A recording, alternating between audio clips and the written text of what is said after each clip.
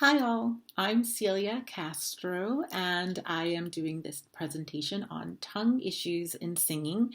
I am going to give a general overview of the tongue and what issues typically come up regarding the tongue in singing and what some of the things that you can do and watch out for your students and for yourself. So I thought we would do a quick anatomy, and I wanted to use this diagram, which is in our Dosher book, The Functional Unity of the Singing Voice, on page 50. In the book, it's in black and white. I've color coded it. Now, the reason I'm calling it the terrible triplets of the vocal tract, tongue, hyoid bone, and larynx is that is exactly the title that Richard Miller uses in an article that he wrote for the Journal of Singing back in 1987, where he talks about how the same thing that Dosher talks about in the book, how all of these extrinsic muscles play a role in influencing what's going on with the voice, and in particular, they influence the tongue. Some of them elevate the tongue, some of them help the tongue widen, some of them help keep the tongue down, but then when things go wrong, they go wrong, and then we have tongue tension and other problems. So the green here is the hyoid bone, and above that, everything in purple are elevators, and everything in orange are depressors. And that's why he's dubbed it the terrible triplets, because there's a lot happening there. So, how do you identify that you have tongue tension in a student? Well, first of all, there are usually some pretty visible cues. One of them is an over flattening of the tongue, ah, where the tongue will look stiff like a board straight across. You don't want that. You want to get them to release that and relax it. It should be relaxed down. Relaxed. So if it looks like a squashed pancake, that's a clue. Um, then that also is often coupled with muscle protrusion under here. So you will sometimes see a student where you can literally see a bulge and it's not a double chin. It's just, oh. Oftentimes, a student will think that they're making more space. Oh, but it's false space. It's a false sense of space. And so they'll jam their tongues down. Or sometimes they'll do that because they're trying to hold their larynx down.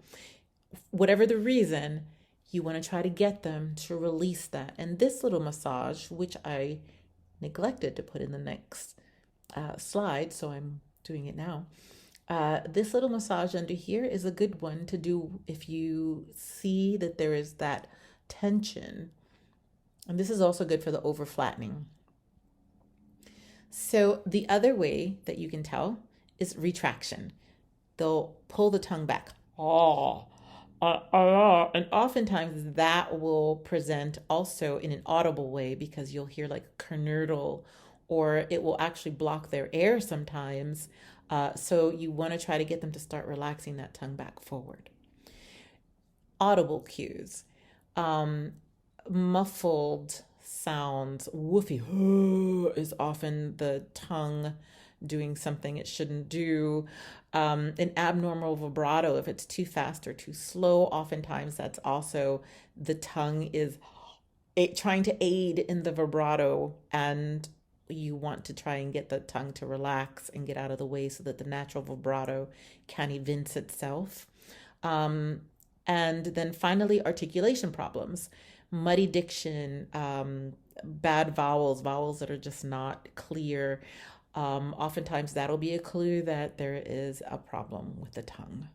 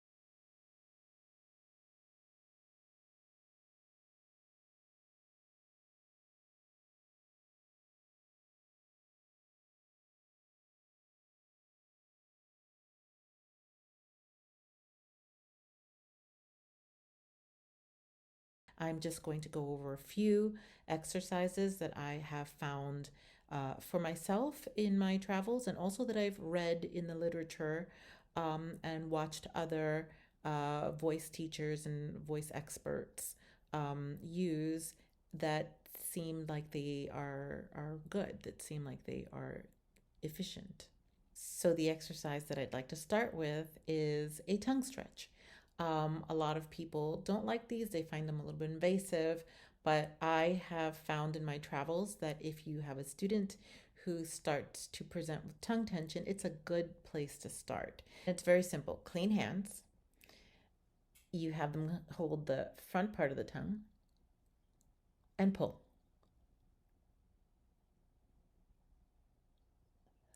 Not aggressively, not too hard, and not too far out the mouth, just sort of down gently.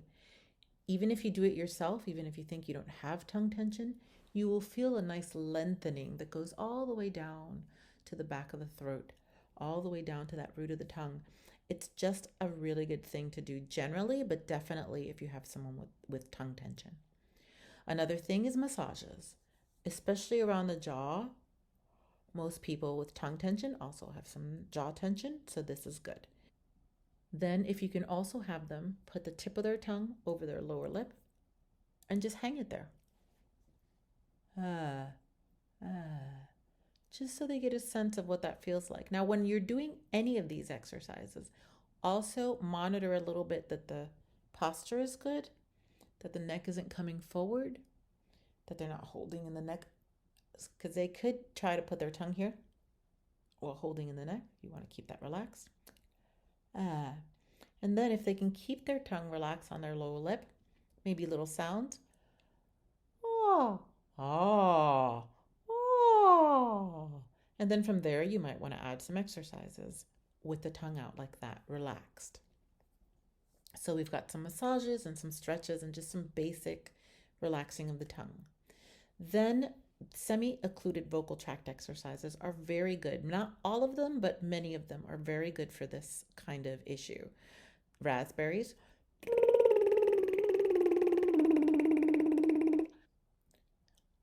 Also, NG exercises can be good as long as there's not jaw tension involved. So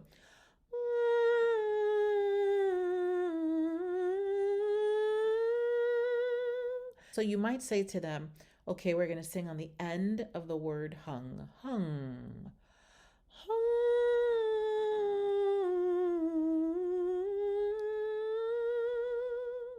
And they should be able eventually to wiggle their tongue while they're singing an NG.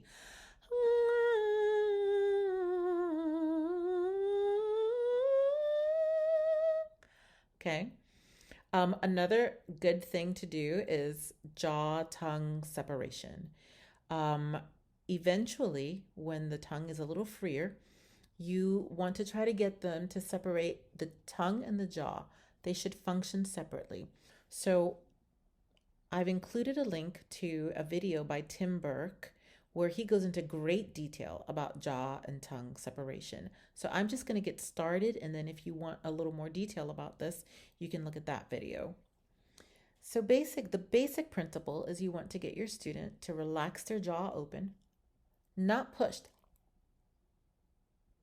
not pushed down, just relaxed open, and then have them either on an N or an L speak. Or make sound, I should say. L, l. If they can do that, then try to get them to just speak like on a na or a la without moving the jaw. La, la, la, la, na, na, na, na, na, na, na, la, la, la. If they can do that, then maybe add some sounds.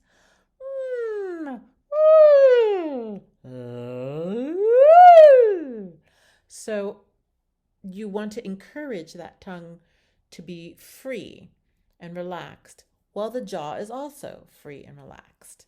So these are just some of the things that you can do.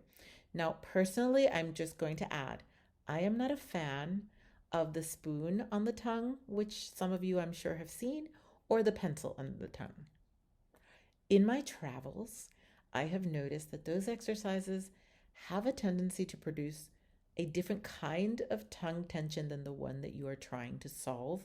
And oftentimes we'll get the neck a little involved because it's a little too much pull. So I'm not saying never use those, but I think maybe be careful with those and maybe use them sparingly. And if it seems like it's adding more tension, and this is true of any exercise that we ever do with any student anyway, if it seems like it's adding more tension or a different kind of tension, then switch to something else. And finally, straw phonation. I've left a couple of videos also at the end of the presentation on straw phonation because it's too much to go into. Straw phonation is just so good for balancing the vocal tract in the air and the subglottic pressure that if you've got someone with tongue tension, it can also be a very good aid.